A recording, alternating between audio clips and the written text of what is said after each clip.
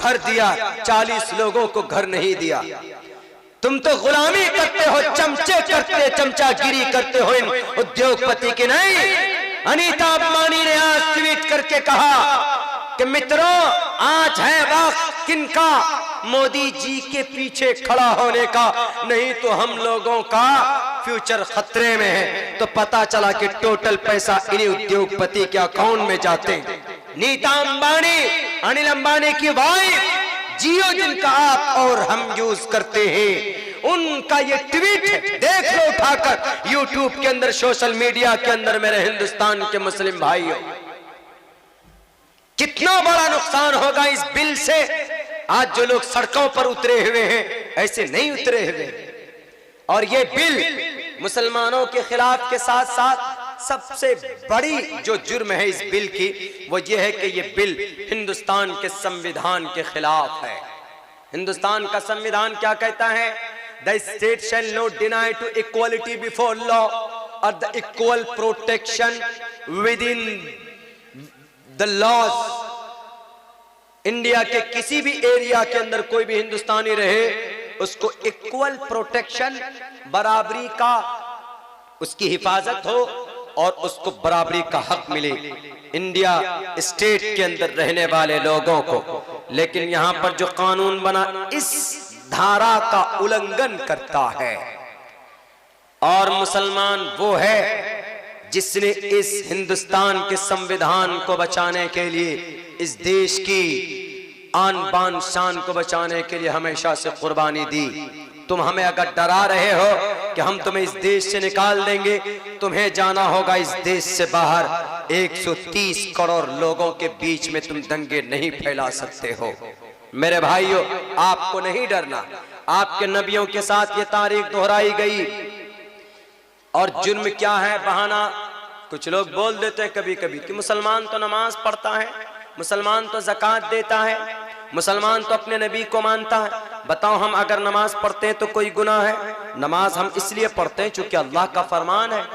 और खुद श्री रामचंद्र जी ने नमाज का हनुमान जी को उपदेश दिया। पथमादार का जीवादियोदियन मुझियते तृतीयानन को डला कार्य चतुर्तर देव चंद्र का पन चम मिन दोषण युक्ता। ए हनुमान, सीधे खड़े हो जाओ। सीधे कब खड़ा होता? जब आदमी नमाज पढ़ता। पनचम मिंडो पथमादार का जीवा दियोदियन मुझे दंडवत करो। दंडवत करो यानी झुक जाओ। और आप झुकते कब हैं? जब आप नमाज सजदे में जाते। तृतीयानन को डलाकार, तीसरे नंबर पर आप कुंडली मारकर बैठ जाओ। कौन कह रहा है? श्री हनुमान जी। किसको? श्री हनुमान जी को बता रहे। कौन? श्री रामचंद्र जी। तृतीयानन को डलाकार, कुंडली मारकर बैठ जाओ। और कुंडली मारकर कब बैठता है मुसलमान? जब नमाज पढ़ता है, तशहुद में बैठता। यही तरतीब सिखा रहे कि नहीं सिखा रहे? पूछो इन बेलगाम घोड़ों से, इन करप्ट नेताओं से, लीडरों से, अंधभक्तों से, जिन्होंने है ना तो हिंदुस्तान का संविधान पढ़ा है, जिन्होंने अपने धार्मिक ग्रंथों को पढ़ा।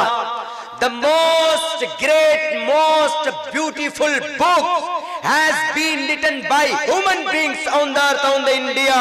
It is our Indian Constitution. Savarkar के औलादों, गॉडसे को अपना फोर फादर मानने वालों, उसको देश का फ्रीडम फाइटर मानने वालों, सावरकर को वीर का लक़ब देने वाले करप्ट लोगों, कल हमसे पूछा गया उड़ीसा में, मौलाना ये वीर सावरकर कौन था? मैंने कहा वीर नहीं, ये गद्दार था। जेल में एक तरफ अशफाकुल्लाह खान बंद है, एक तरफ सावरकर बंद है। अशफाकुल्लाह खान ने कहा मैं अपना खून के आखिरी कतरे तक अंग्रेज से हाथ नहीं मिलाऊंगा, लेकिन सावरकर वहीं पर खत लिखता है कि अंग्रेज भाई हम आपके साथ हैं, हमको जेल से निकलवा दीजिए, आप जो कहेंगे मैं वो करूंगा। सावरकर ने समझौता किया अंग्रेज से, लेकिन एक मुसलमान ने समझौता नहीं किया। क्यों? अपने देश को बचाने के लिए। ये वो सावरकर जो अंग्रेज की पुष्टपनाही में और उनके डायरेक्शन पे चलता था, और ये आज जो हुकूमत कर रहे हैं ये सावरकर की औलाद है, ये हिंदू महासभा और आरएसएस के ब्रेन वॉश किए हुए नेता लोग बैठे हुए कुर्सी पर, जो सिर्फ हिंदुस्तान की अजीम कम्युनिटी, हिंदुस्तान के मुसलमानों को परेशान करने की कोशिश करते हैं, जिनके अगेंस्ट में लाया गया ये बिल कि उनको जबरदस्ती या तो हिंदू बना देंगे या उनको डिटेंशन कैंप में डाल देंगे। मेरे भाइयों, उनको बताने की जरूरत है कि तुम हमारे ईमान तो दूर की बात है, तुम हमारे लफ्ज इस्लाम को कि हमजा को भी तुम बदल नहीं सकते, इस्लाम के अलिफ को भी तुम छू नहीं सकते। बड़े बड़े गुरु आए, बड़े बड़े ताकतवर आए, जिन्होंने मिटाना चाहा इस्लाम को, ईमान को, मोमिन के ईमान को छीनना चाहा, खुद मिट गए। लेकिन ईमान था, ईमान है, मोमिन कयामत तक बाकी रहेगा। अल्लाह के नबी का फरमान है, अल इस्लाम यालू वला योला, इस्लाम बुलंद होने के लिए आया है। इस्लाम को तुम एनआरसी के नाम पर मुसलमानों को तुम सीएबी कैप से डराकर तुम अपनी रोटियां नहीं सेक सकते इस धरती पर। पता मुसलमान कौन है? इमाम मोहम्मद पर कोरे बरसाए गए, ईमान का सौदा नहीं किया था। इमाम हजरत बिलाल हबशी के जिस्म में सुराख किया गया, ईमान का सौदा नहीं किया था। हजरत मूसा को अजियत दी गई, ईमान का सौदा नहीं किया था। इब्राहिम अलैहिस्सलाम को अंगारों पर लिटाया गया, ईमान का सौदा नहीं किया था। अबू जहल ने बीबी सुमैया पर अत्याचार किया, ईमान का सौदा नहीं किया था। मौलाना हुसैन अहमद मदनी पर शूट वारंट हुआ, ईमान का सौदा नहीं किया था। इनके ईमान को छू तक नहीं पाया था। इस देश पर सैयद अहमद शहीद रहमतुल्लाहि अलैह और शाह इस्माइल शहीद रहमतुल्लाहि अलैह पर सरजनिश हुई, उनका पीछा किया गया, उनको ज़दोकोत किया गया, ईमान का सौदा नहीं किया। माल्टा के अंदर 23 साल तक उलमाए किराम को रखा गया, ईमान का सौदा नहीं किया किसी भी मुसलमान ने। क्यों? ईमान का मुहाफिज अल्लाह तबारक व तआला खुद है। अगर ईमान को मिटाने की बात करोगे तो खुद जल जाओगे। कारून ने जुल्म किया, अल्लाह ने मिटा दिया। काबिल ने कत्ल किया, अल्लाह ने मिटा दिया। फिरौन ने रब्बुकुमुल आला का नारा बुलंद किया, जमीन और आसमान के बीच में मिटा दिया गया, मुअल्लक कर दिया गया इस धरती पर। कारून को दौलत के नशे में चूर था। जैसे आज 3 लाख का पेंट तुम इस्तेमाल करते हो, 10 लाख का सूट इस्तेमाल तुम करते हो। कारून फिरौन का एक चेला, फिरौन का एक वजीर और हजरत मूसा का रिश्तेदार। कारून के पास दौलत थी, वो दौलत कहां से आई थी? किसानों के हक मार कर। आज जो तुम बैठे हो कुर्सी पर झूठ बोलकर, यही सिस्टम उसका था। लेकिन अल्लाह ने कहा फखसफना बिही व बिदारिहिल अर्द। ए कारून, दौलत के नशे में चूर हो, मोमिन को परेशान करते हो, कलमा पढ़ने वाले को डराते हो और यूं कहते हो लनुखरिजन्नकुम मिन अर्जिना। देखो मेरा कानून क्या है। कारून को उसकी दौलत समेत जमीन में धंसा दिया गया। फखसफना बिही व बिदारिहिल अर्द।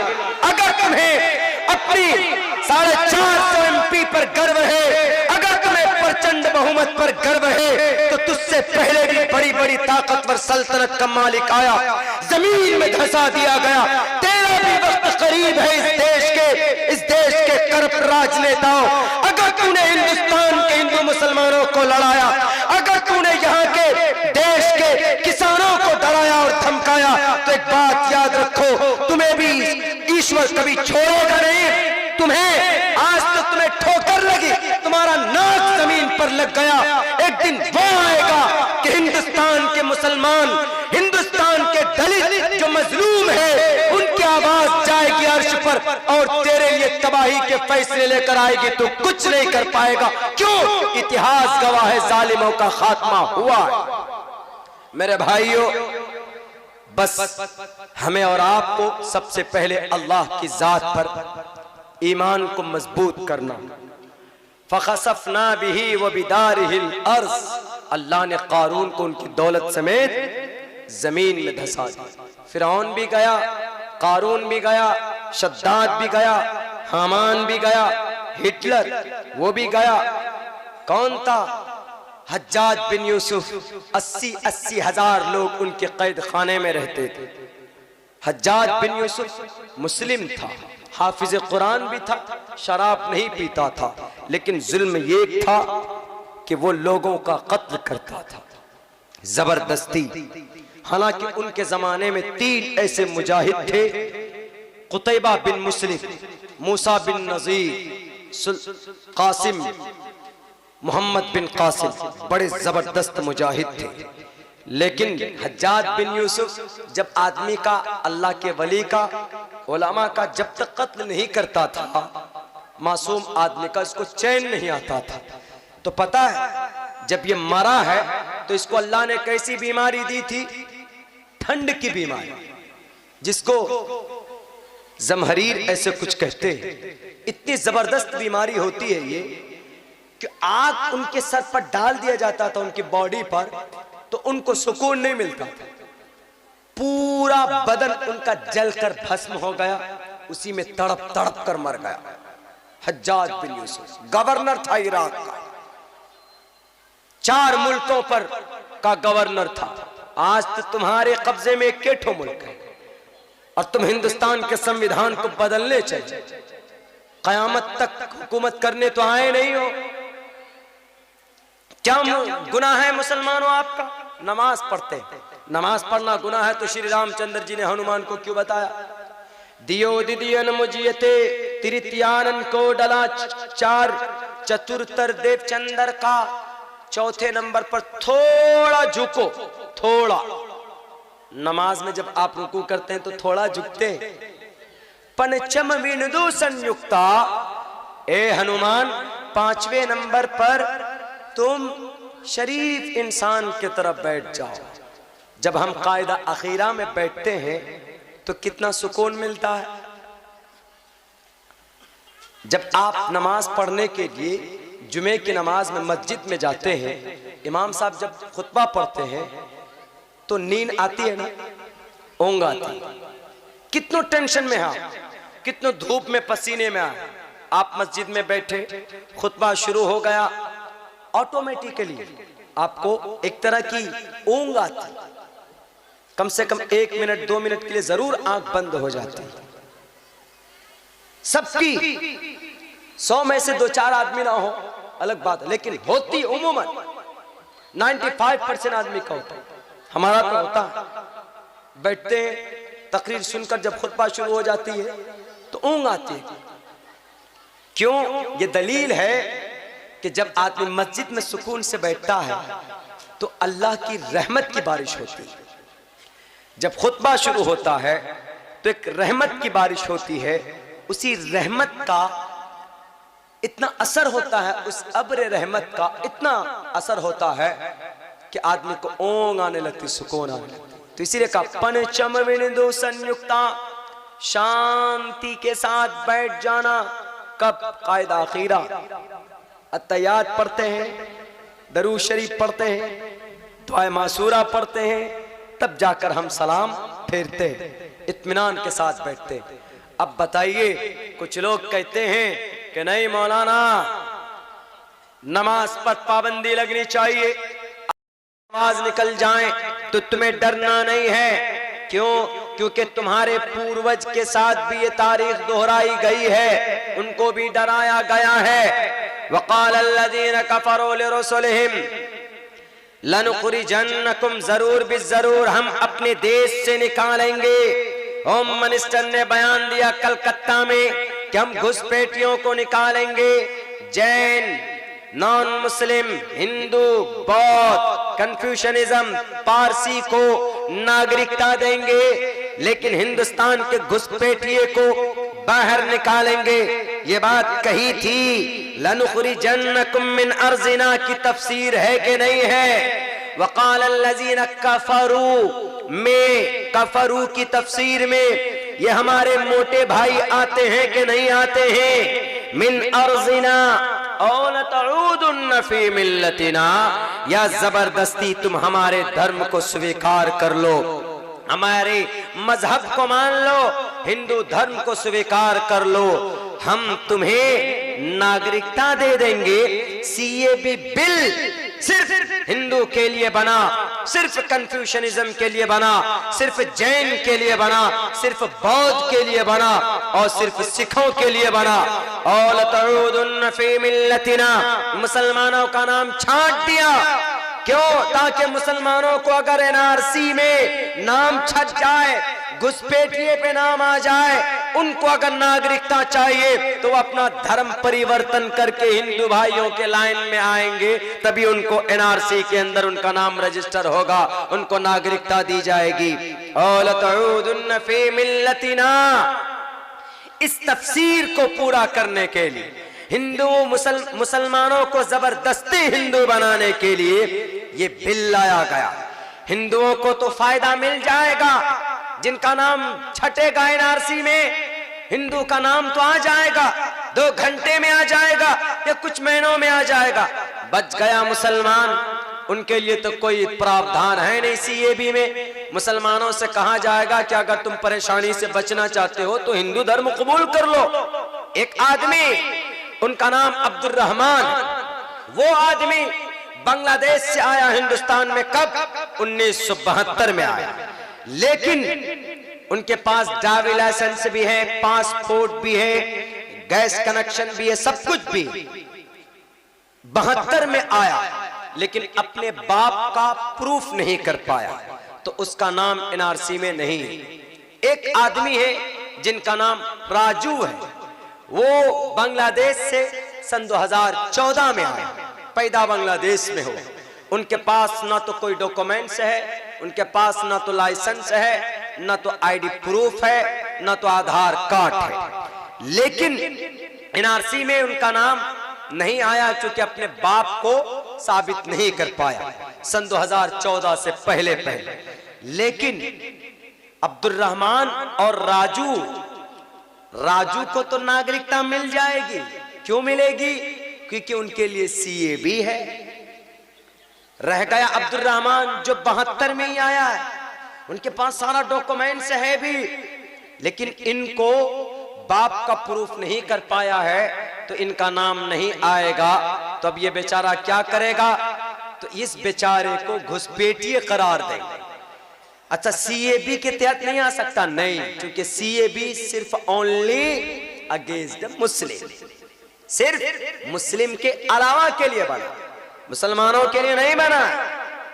तो सीएबी के तहत राजू को नागरिकता मिल जाएगी, बेचारा अब्दुल रहमान वहीं खड़ा रह जाए। उनको अगर नागरिकता चाहिए तो एक ही रास्ता है कि आप हिंदू बन जाओ। तो अब उनको अपना घर भी बचाना है, प्रॉपर्टी बचानी है, जायदाद बचाने। तो अब वो क्या करेंगे? बेचारा डर कर अपना धर्म बदल लेंगे, क्योंकि अपना प्रॉपर्टी बचाना है, जायदाद बचाना है। तो उनका नाम अब्दुल रहमान से उनका नाम जोगिंदर सिंह हो जाएगा और अपना धर्म बदल लेंगे।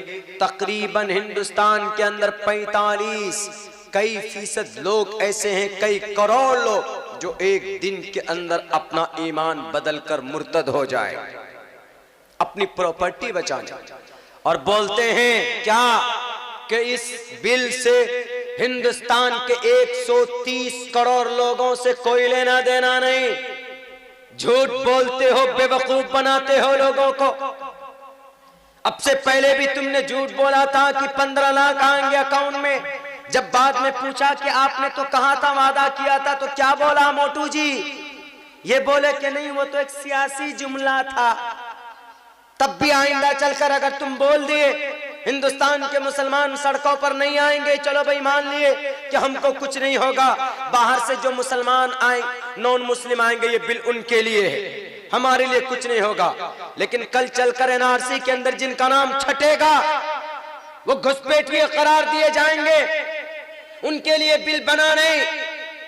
वो नागरिकता संशोधन के अंदर उनका नाम नहीं आता, वो डिटेंशन कैंप में जाएंगे, घर बार लूटेगा उनका, और वो रिफ्यूजी करार दिए जाएंगे। उस वक्त आपसे पूछेंगे तो आपने कहा था कि हिंदुस्तान की 130 करोड़ लोगों को कुछ नहीं होगा, हिंदुओं का नाम छटा, उनका तो आ गया सीएबी के तहत, बेचारा मुस्लिम रह गया, आपने तो वादा किया था कि मुसलमानों का नाम नहीं आएगा, तो क्या उस वक्त भी बोल दोगे? तो उस वक्त तो सियासी जुमला था।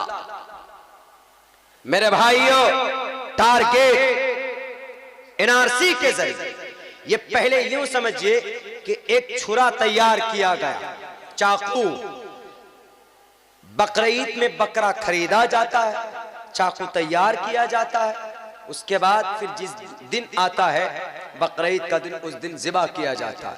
पहले बिल तैयार किया जा रहा, सीएबी पास हो गया, ड्राफ्ट बनने वाला है, बन जाएगा, एनआरसी लागू होगा। और क्या बोलते हैं आज रामलीला के मैदान में हमारे पीएम साहब, क्या बोले, कितना बड़ा झूठ बोले। पहले तो हिंदू भाइयों को कहा कि मेरे हिंदू भाइयों, आपको उज्जवल भविष्य के लिए, यही जुमला मैं बोल रहा हूं, यही जुमला, उज्जवल भविष्य के लिए, आप लोगों के लिए उज्जवल भविष्य यानी खुशहाल फ्यूचर के लिए आपके लिए सीएबी बिल पास किया गया है। क्या बोलते हैं? आपके लिए, हिंदुस्तान के हिंदू भाइयों, आपके लिए पास किया गया। दूसरे तरफ 2 मिनट के बाद क्या बोलते हैं ये झूठे कि हिंदुस्तान के 130 करोड़ लोगों का इस बिल से कोई लेना देना नहीं। एक तरफ झूठ बोल रहे हैं आपकी भविष्य के लिए, उज्जवल भविष्य के लिए ये बिल पास किया गया। 2 मिनट बाद क्या बोलते हैं? इस बिल का हिंदुस्तान के 130 करोड़ लोगों का कोई लेना देना नहीं। झूठ है कि नहीं है?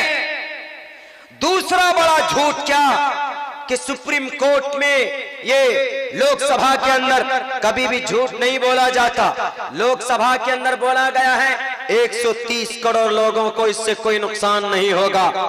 लोकसभा में झूठ नहीं बोला जाता, वहां गलत बात बोलने की इजाजत नहीं होती। ये आज पीएम साहब बोले हैं रामलीला के ग्राउंड में, और क्या बोले कि एनआरसी लागू नहीं होगा, इसका कैबिनेट में चर्चा नहीं है, इसके बारे में कोई बातचीत नहीं, इसके बारे में कोई बातचीत नहीं है। तो होम मिनिस्टर साहब ने बोला है कि नहीं बोला लोकसभा में, कांग्रेस को मुखातब करके कहा है कि नहीं कहा है कि एनआरसी आने वाला, एनआरसी लागू होगा, बंगाल में भी लागू होगा, हर स्टेट में लागू होगा, हिंदुस्तान के अंदर एनआरसी लागू होगा। झूठे आदमी अपने होम मिनिस्टर साहब का स्टेटमेंट 2-3 हफ्ता पहले का पढ़ लेते।